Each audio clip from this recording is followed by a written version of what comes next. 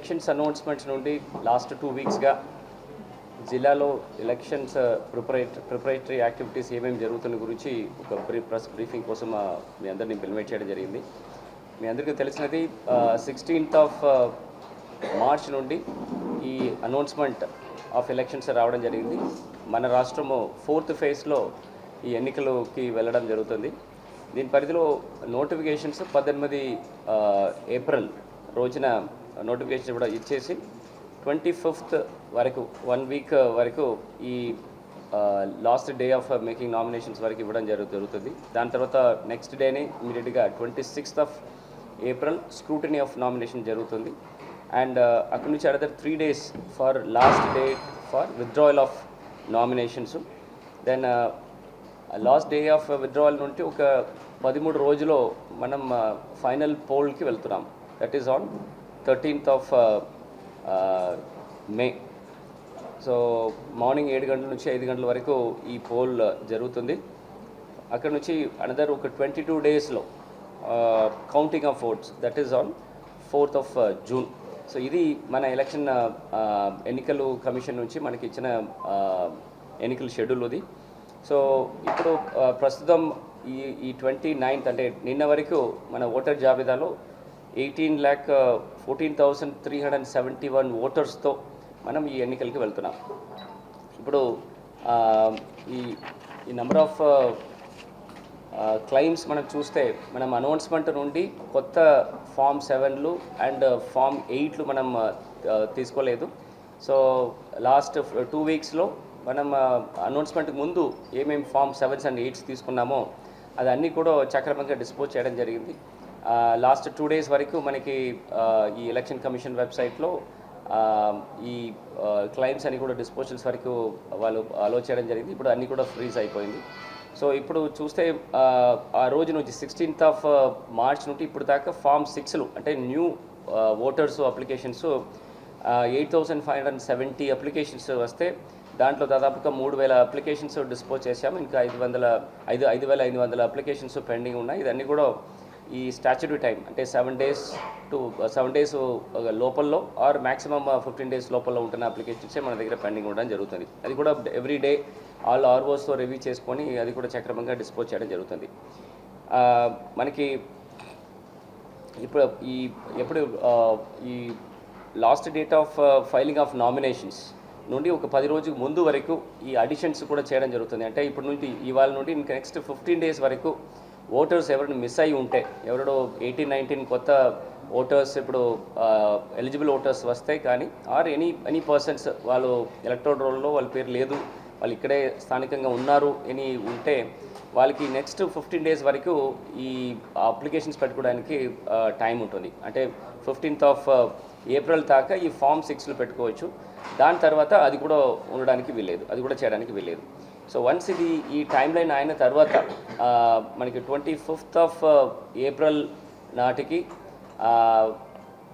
మనకి ఉంటున్న recognised political పార్టీస్కి ఒక ఇంటగ్రేటెడ్ మదర్ రోల్ అంటారు. అంటే ఫైనల్ పబ్లికేషన్ నుండి ఈ నోటిఫికేషన్స్ వరకు ఈ అనౌన్స్మెంట్ వరకు వచ్చినది ఒక సప్లిమెంట్గా, ఈ అనౌన్స్మెంట్ నుండి ఈ 25th దాకా మనం ప్రిపేర్ చేసిన జాబితా రెండవది సప్లిమెంట్గా ఇది రెండు కూడా ఈ రికగ్నైజ్డ్ పొలిటికల్ పార్టీస్కి ఫ్రీ ఆఫ్ కాస్ట్లో ఇవ్వడం జరుగుతుంది.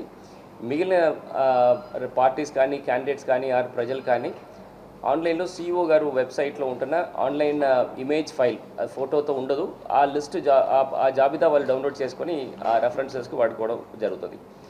ఎపిక్ స్టేటస్ అంటే మనం ఈ ఎలక్షన్స్కి వచ్చిన ఎవరెవరు అప్లై చేసి అర్హత అయ్యి వాళ్ళు ఎవరెవరికి ఈ ఐడి కార్డ్స్ ఎపిక్ కార్డ్స్ ఎవరెవరికి మనం ఇవ్వాలి, ఎంత పెండెన్సీ ఉంటున్న లెక్కల్లో మొత్తం 3,30,516 ఎపిక్ కార్డులు జనరేట్ చేస్తే 2,82,923 ఎపిక్ కార్డ్స్ ఇప్పుడు దాకా ఎలక్టర్స్కి డిస్పాచ్ చేశాం పోస్టల్ డిపార్ట్మెంట్ ద్వారా.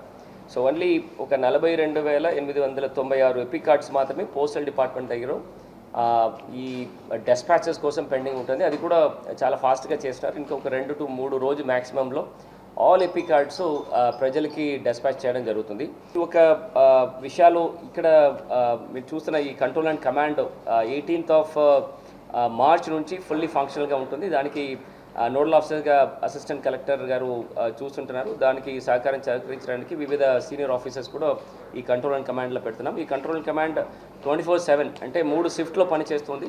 దీనిలో ప్రతి ముఖ్యంగా చూస్తే ఇప్పుడు మేము చూస్తున్న ఈ కంప్లైంట్ మానిటరింగ్ సెల్స్లో ఈ విజిల్ అంటే సిటిజన్స్ వాళ్ళకి ఒక యాప్ ఇచ్చేసి ఎట్లాంటి ఎంసీసీ వైలేషన్స్ కానీ or any kind of bribery or inducements గురించిన విషయాలన్నీ కూడా ఈ ఎలక్షన్ అథారిటీ దృష్టికి వెంటనే తీసుకురావడానికి ఐదర్ వాళ్ళు బై నేమ్ కానీ అనానమస్గా కానీ వాళ్ళు ఉంటున్న స్థానికంగా ఉన్న లొకేషన్ నుంచి ఒక చిన్న ప్రెస్ ఆఫ్ బటన్ నుంచి మనకి complaints through photos and videos పంపించేయవచ్చు.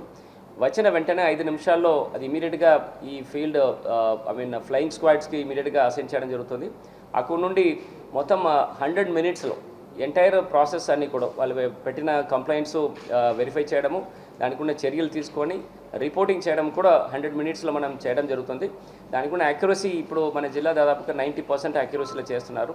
అంటే ఒక 10% ఆఫ్ దాంట్లో ఈ 100 మినిట్స్ కంటే ఎక్కువ దాటిపోతున్న విషయాలు ఉన్నాయి. బట్ ఇప్పుడు లాస్ట్ 1 వీక్ చూస్తే వీఆర్ డూయింగ్ ఇట్ విత్ 100% ప్రెసిషన్స్. దీని ప్రీవియస్లో కొంచెం టెక్నికల్ గ్లిచెస్ వలన కొంచెం డిలే అవ్వడం జరుగుతుంది. ఇప్పుడు చాలా కరెక్ట్గా చేయడం జరుగుతుంది. జిల్లా వ్యాప్తంగా అంటే డిఈఓ కంట్రోల్లో ఉంటున్న హెలిప్యాడ్ పర్మిషన్స్ కానీ ఆర్ వీడియో వ్యాన్ పర్మిషన్స్ కానీ or any kind of meeting permissions for the parliamentary constituency పరిధిలో చేయాల్సిందంటే అది సువిధా సెల్లో వాళ్ళు ఇక్కడ వచ్చి ఫిజికల్గా పెట్టుకోవచ్చు సింగిల్ విండో సిస్టంలో, ఆర్ ఆన్లైన్ యాప్ కూడా అందరికీ ఇవ్వడం జరుగుతుంది. దే కెన్ విత్ ఓటీపీతో వాళ్ళు రిజిస్టర్ చేసుకొని దాంట్లో ఉంటున్న దాదాపుగా ఒక 22 different services permissions for various items అన్ని కూడా వాళ్ళు ఆన్లైన్లో పెట్టేస్తే కూడా ఇమీడియట్గా సువిధా సెల్ అది అటెండ్ చేసేసి దానికి ఉంటున్న ఇన్ఫర్మేషన్స్ కలెక్ట్ చేసి వాళ్ళందరికీ కూడా వెంటనే పర్మిషన్ ఇవ్వడం జరుగుతుంది. సో పొలిటికల్ పార్టీస్ మంది అప్లై అట్లీస్ట్ 48 hours అంటే 2 రోజులకు ముందు వాళ్ళు పర్మిషన్స్ ఏం కావాలి, ఏ లొకేషన్స్లో కావాలి, ఎంతమందికి కావాలి, అది ఆర్డర్ చేసిన పర్సన్ ఎవరు, అందు ఎంత డ్యూరేషన్స్ ఆ ప్రోగ్రామ్ జరుగుతుంది, దానికి కావాల్సిన ఎక్స్పెండిచర్ ఏంటి, ఈ విషయాలన్నీ కూడా ప్రాపర్గా వాళ్ళు అప్లికేషన్స్లో పెడితే సిమిలర్ ఇమీడియట్ పెట్టిన వెంటనే లోకల్ నోడల్ ఆఫీసెస్ దానికి ఒక 5-6 different nodal offices for various departments ఉన్నారు. For like RNB, police or fire department or electricity department వాళ్ళందరూ కూడా ఇక్కడే కూర్చోపెట్టేసి ఒక సింగిల్ విండో సిస్టంలో వాళ్ళందరికీ కూడా పర్మిషన్ ఇవ్వడం జరుగుతుంది. సో ఇది సువిధా సెల్ ద్వారా మనం చేసిన విషయాలు. ఇది కాకుండా సోషల్ మీడియా సెంటర్ను ఒకటి సెల్ స్పెసిఫిక్గా ఒకటి పెట్టడం జరుగుతుంది. ఎందుకంటే ఇప్పుడు ప్రింట్ అండ్ ఎలక్ట్రానిక్ మీడియా కాకుండా ఈ సోషల్ మీడియాలో చాలా ప్రచారాలు కానీ ఆర్ ఎనీ దుష్ప్రచారాలు కానీ ఆర్ ఫేక్ న్యూసెస్లు కానీ జరుగుతున్న విషయాలు మానిటర్ చేయడానికి స్పెషల్ సెల్ ఒక చాలా టెక్నికల్ పర్సన్స్ పెట్టడం జరుగుతుంది. వాళ్ళు కూడా వివిధ social media right from Facebook, Twitter, WhatsApp, YouTube అందరూ కూడా ఒక డెసిగ్నేటెడ్ లొకేషన్స్ పెట్టడం జరిగింది. అది కూడా ఈ అడ్రసెస్ అన్నీ కూడా దాని గురించి స్పెసిఫిక్గా మీకు లిస్ట్లో నేను పబ్లిష్ చేసి ఇస్తాను. ఇది కొత్త లొకేషన్స్ కూడా కొన్ని చోట్ల ఉన్నాయి. ఫర్ ఎగ్జాంపుల్ వైపాలెంలో చూస్తే అక్కడ అంబేద్కర్ భవన్ కదా, శ్రీశక్తి భవన్, అక్కడ ఉన్న శ్రీశక్తి భవన్లో పెట్టడం జరిగింది. దీనికి ముందు ఆ తహసీల్దార్ ఆఫీస్లో ఉన్నాయి. సో దీని డెసిగ్నేటెడ్ ప్లేసెస్ ఉన్నాయి. దాని గురించిన ఇన్ఫర్మేషన్స్ నేను స్పెసిఫిక్ అడ్రస్తో, కాంటాక్ట్ నెంబర్ అండ్ దీంతో ఒక లిస్ట్ నేను ఇవ్వడం జరుగుతుంది. సామాన్య ప్రజలు ఎప్పుడు కూడా వాళ్ళ ట్రాన్సాక్షన్స్కి మినిమమ్ 10,000 అండ్ అబోవ్ మీరు ఏదైనా ఖర్చు పెట్టాలంటే ఖచ్చితంగా చెక్ ద్వారా నెఫ్ట్ ద్వారా చేయడం జరుగుతుంది. సో దానివల్ల 10,000 అండ్ అబోవ్ ఉంటున్నప్పుడు అది ఇంటర్సెప్ట్ చేస్తారు. బట్ 10 లక్షల కంటే కింద అమౌంట్ క్యాష్ ఏదైనా సీజ్ చేస్తే అది ఇన్కమ్ ట్యాక్స్కి చెప్పరు. డిస్ట్రిక్ట్ లెవెల్లో ఒక గ్రీవెన్స్ కమిటీ ఉంటుంది. దాంట్లో CEO ZP, then district treasury officer and expenditure observer, expenditure nodal officers ఈ ముగ్గురు కలిపి ఇట్లాంటి కేసెస్ జరుగుతున్నప్పుడు suppose if it is for agriculture purposes or ఏదైనా వేజ్ పేమెంట్ కోసం డ్రా చేసిన విషయాలు ఉంటే అది ఇమీడియట్గా అక్కడే ఎంక్వైరీ చేసి అక్కడే అది రిలీజ్ చేయడం జరుగుతుంది. 10 లక్షల కంటే ఎక్కువ ఉంటున్నప్పుడు అది ఇన్కమ్ ట్యాక్స్ డిపార్ట్మెంట్కి ఇవ్వడం జరుగుతుంది. సపోజ్ ఇది బిజినెస్ అమౌంట్ కాకుండా ఏదే పొలిటికల్ పార్టీస్ పర్మిషన్ తీసుకొని ఆ పర్మిషన్ తీసుకోకుండా ఉంటున్న వెహికల్లో వాళ్ళు కూడా క్యాండిడేట్స్, ప్రాస్పెక్టివ్ క్యాండిడేట్స్ కానీ వాళ్ళు పొలిటికల్ పార్టీస్ సంబంధపడిన ఒక కాన్వాయ్లో ఈ డబ్బులు పట్టుకుంటే అది ఇండ్యూస్మెంట్ కింద, అది అంటే బ్రైబరీ ఆర్ ఇండ్యూస్మెంట్ కింద ఇల్లీగల్ మనీగా అది సీజ్ చేసేసి కోర్టులో జమ చేయడం జరుగుతుంది. సో పొలిటికల్ పార్టీస్ సపోజ్ ఒక వెహికల్లో ఒక లొకేషన్స్ వెళ్తున్నప్పుడు నాట్ మోర్ దెన్ 50,000 రూపీస్ వాళ్ళు క్యారీ చేయడానికి వీల్లేదు. ఈ MCC I mean code of conduct వచ్చిన రోజు నుండి ఎట్లాంటి అధికారులు కూడా పొలిటికల్ పార్టీస్ ఈ క్యాంపెయిన్లు కానీ అండ్ పొలిటికల్ లీడర్స్ కానీ వాళ్ళని కలవడానికి వాళ్ళకి పర్మిషన్ లేదు. వాళ్ళు ప్రైవేట్గా కానీ ఆర్ అఫీషియల్ పరిధిలో కూడా ఎక్కడ కలవడానికి వీల్లేదు. But political parties or candidates వాళ్ళకు ఉన్న గ్రీవెన్స్లు ఏదైనా ఉంటున్నప్పుడు ఆ పర్టికులర్ స్థానికంగా ఉంటున్న అధికారులు ఆఫీసెస్కి వెళ్ళి ఒక ఈ పెటిషన్స్ ఇవ్వడానికి ప్రాబ్లం లేదు.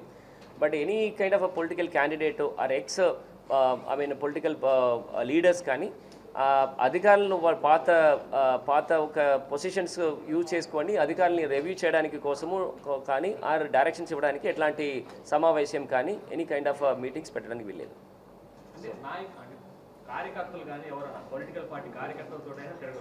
తిరగకూడదు, తిరగడానికి వీల్లేదు. ఎనీ గవర్నమెంట్ ఎంప్లాయీస్ కానీ ఆల్ ఎనీ కాంట్రాక్ట్ ఎంప్లాయీస్ కానీ అది గవర్నమెంట్ నుంచి లబ్ధి పొందిన ఎవరు కూడా వాళ్ళతో తిరగడానికి వీల్లేదు. తిరిగినా కానీ వాళ్ళ మీద యాక్షన్ ఇనిషియేట్ చేయడం జరుగుతుంది.